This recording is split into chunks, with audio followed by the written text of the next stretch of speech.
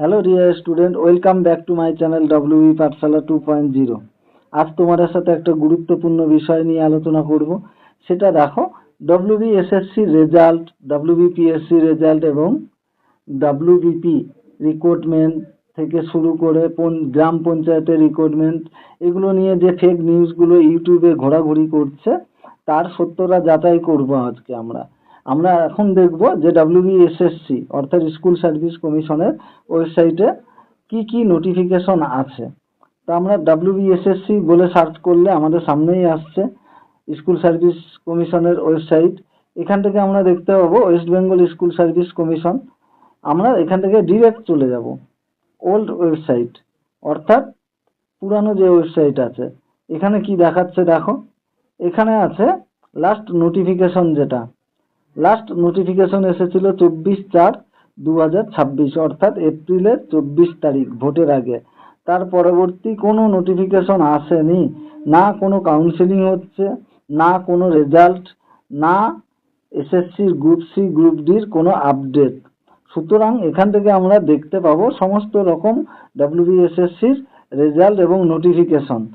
এই জন্যে আমরা কোনো ফেক নিউজে ভিত্তি না করে আমরা সবসময় এই ওয়েবসাইটটাই ফলো করব, যেখানে কোনো নোটিফিকেশন আসছে কি না। নেক্সট আমরা দেখব ডব্লিউবিপি। দেখো ডব্লিউবিপির কি আপডেট আছে।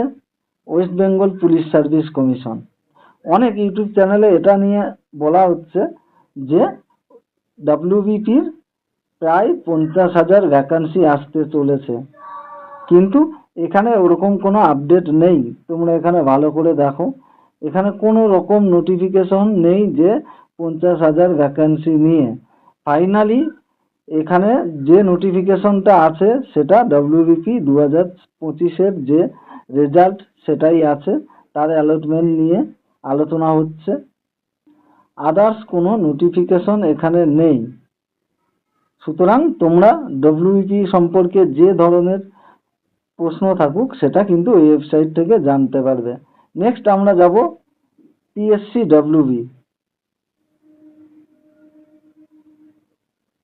দেখো পিএসসি ডব্লিউবির যে ওয়েবসাইট আছে ডব্লিউবিপিএসসি, যেটা তোমরা পিএসসি ডব্লিউবি সার্চ করতে পারো বা ডব্লিউবিপিএসসি সার্চ করতে পারো।